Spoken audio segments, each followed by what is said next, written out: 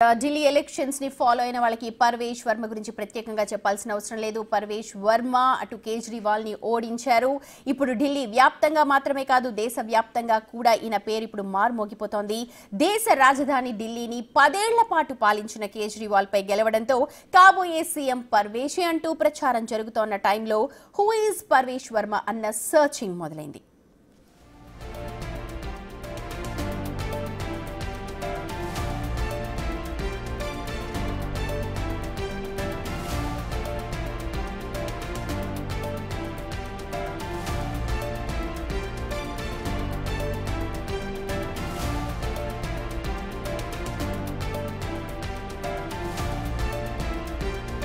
Parvesh Varma background గురించి ఒకసారి మనం కూడా చూద్దాం. ఢిల్లీ మాజీ సీఎం సాహిబ్ సింగ్ వర్మ, సాహిబ్ కౌర్ దంపతులకు 1977 నవంబర్ 7న జన్మించారు పర్వేష్. ఢిల్లీ పబ్లిక్ స్కూల్, ఆర్కేపురం, కిరోరి మాల్ కాలేజ్లో డిగ్రీ వరకు చదువుకుని స్కూల్ ఆఫ్ మేనేజ్మెంట్ నుంచి మాస్టర్ ఆఫ్ బిజినెస్ అడ్మినిస్ట్రేషన్ లో పీజీ పట్టా పొందారు పర్వేష్. ఇక పర్వేష్ పర్సనల్ లైఫ్ గురించి చూస్తే మాజీ కేంద్ర మంత్రి విక్రమ్ వర్మ కుమార్తె స్వాతి సింగ్ ని వివాహమాడారు. వీరికి 2 కుమార్తెలు, 1 కుమారుడు ఉన్నారు. ఇక పర్వేష్ వర్మ తన తండ్రి సాహిబ్ సింగ్ వర్మ అడుగు జాడల్లో నడుస్తూ 2009 ఎన్నికల సమయంలో బీజేపీలోకి వచ్చారు. అప్పట్లో ఢిల్లీ వెస్ట్ నుంచి ఎంపీగా పోటీ చేయడానికి ప్రయత్నించగా టికెట్ దొరకలేదు. దీంతో ఆయన 2013లో మెహ్రౌలీ నియోజకవర్గం నుంచి బీజేపీ క్యాండిడేట్గా పోటీ చేసి తొలిసారిగా ఎమ్మెల్యేగా గెలిచారు.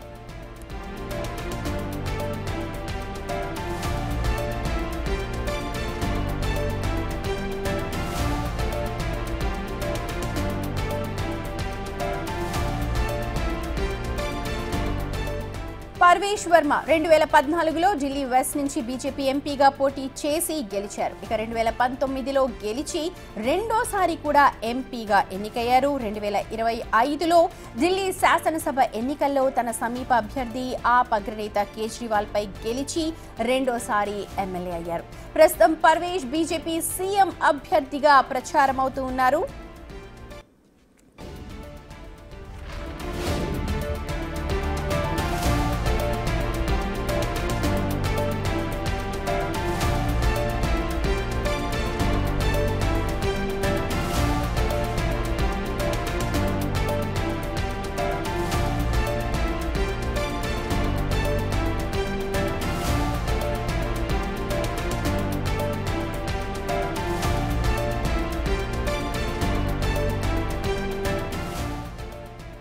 రైట్, పర్వేష్ వర్మకు సంబంధించి ప్రస్తుతం అయితే సీఎం అభ్యర్థిగా ప్రచారం అయితే జరుగుతోంది. కానీ ఎప్పుడు ఎలాంటి సిచ్యువేషన్ ఉంటుందో పాలిటిక్స్ లో మనం ఊహించలేం.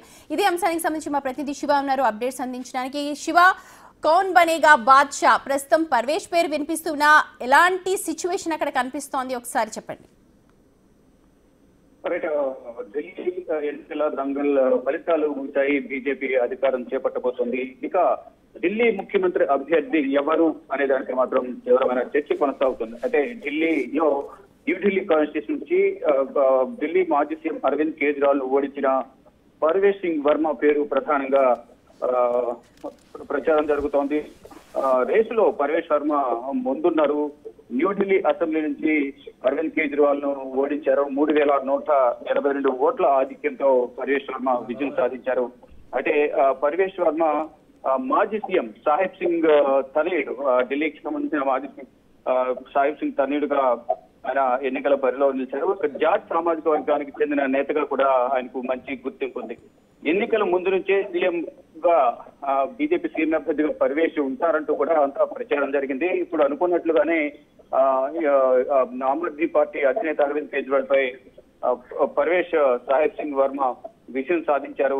అధికారికంగా అయితే ఇప్పటి వరకు ఎలాంటి ప్రకటన బీజేపీ చేయలేదు. ఇక తాను విజయం సాధించిన తర్వాత వెంటనే కేంద్ర హోంమంత్రి అమిత్ షాను కలిసి కృతజ్ఞతలు తెలియజేశారు. ఆయన వద్ద ఆశీర్వచనాలు తీసుకున్నారు. ఏదైతే న్యూఢిల్లీలో పోటీ చేయాలంటూ కూడా అమిత్ షానే తనకు చెప్పారంటూ 2 నెలల ముందు పిలిచి తనకు న్యూఢిల్లీ నుంచి పోటీ చేయాలని ప్రచార కార్యక్రమాలకు సంబంధించి సిద్ధం కావాలంటూ కూడా తనకు చెప్పినట్టుగా కూడా పర్వేష్ వర్మ మీడియాతో మాట్లాడుతూ తెలియజేశారు. ఇక పర్వేష్ వర్మతో పాటు గతంలో కల్కాజీ నుంచి ఢిల్లీ సీఎం అతీషి మీద పోటీ చేసిన రమేష్ బిధూరి పేరు కూడా ప్రధానంగా వినిపించింది. కానీ రమేష్ బిధూరి ఇప్పుడు అతీషి చేతిలో ఓటమి పాలయ్యారు. ఇక పరమేశ్వర్ వర్మతో పాటు మనోజ్ తివారీ, ఢిల్లీ సంబంధించిన బీజేపీ ఎంపీ మనోజ్ తివారీ, విజేంద్ర గుప్తా పేర్లు కూడా ప్రధానంగా ఎప్పుడు క్లారిటీ వచ్చే అవకాశం కనిపిస్తోంది? ఎందుకంటే ఇప్పుడు అయిపోయింది, జంగ్ అయిపోయింది. ఇప్పుడు ఇంపార్టెంట్ థింగ్ ఎవరు సీఎం అవుతారు అన్న దానికి సంబంధించి ఇప్పుడు మీరు అంటున్న 2 పేర్లు కాక ఇంకేమైనా పేర్లు పరిగణలోకి తీసుకుంటుందా అధిష్టానం, లేకపోతే ఎప్పుడులోగా మనకు ఒక క్లారిటీ వచ్చే అవకాశం ఉంది?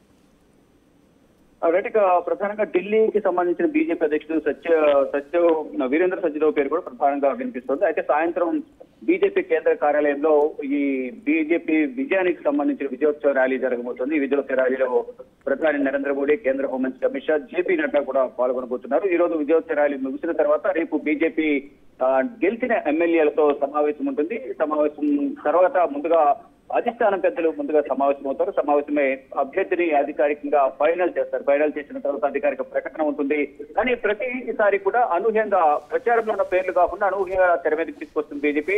ఫర్ ఎగ్జాంపుల్ ఇటు ఒడిశా కానీ, మధ్యప్రదేశ్, రాజస్థాన్ సంబంధించిన క్యాండిడేట్లకు సంబంధించి కూడా, సీఎం అభ్యర్థులకు సంబంధించి కూడా ఎవరు కూడా అప్పటి వరకు ఎవరికి ప్రచారం లేదు. కానీ అనూహ్యంగా ఎమ్మెల్యే గెలిచిన తర్వాత వారి పేర్లు తెర మీదకి తీసుకొచ్చి వారిని ముఖ్యమంత్రి పీఠం మీద ప్రధాని నరేంద్ర మోడీ కూర్చోబెట్టారు. సో ఇప్పుడు కూడా పరమేశ్వర్ వర్మ పేరు ఒక మాజీ ముఖ్యమంత్రిని ఓడించారని ప్రధానంగా ఆయనకు సీఎం క్యాండిడేట్ గా ప్రకటిస్తారా, సీఎం చేస్తారా, లేదా అనూహ్యంగా ఎవరినైనా తెర మీదకి తీసుకొస్తారని కూడా చూడాల్సి ఉంది. మరో 2 రోజుల్లో మాక్సిమం దీనికి సంబంధించిన అధికారిక ప్రకటన ఉంటుంది. అంటే ఈ రోజు సాయంత్రం 7:30కు విజయోత్సవ ర్యాలీ ఉంటుంది కేంద్ర కార్యాలయంలో. దాని తర్వాత బీజేపీ అగ్రనేతలందరూ కూడా సమావేశమై ఒక నిర్ణయం తీసుకుంటారు. తర్వాత బీజేపీ సమావేశం ఏర్పాటు చేసి దానికి సంబంధించిన లీడర్ను అధికారికంగా ప్రకటించే అవకాశం అయితే ప్రధానంగా కనిపిస్తూ ఉంది.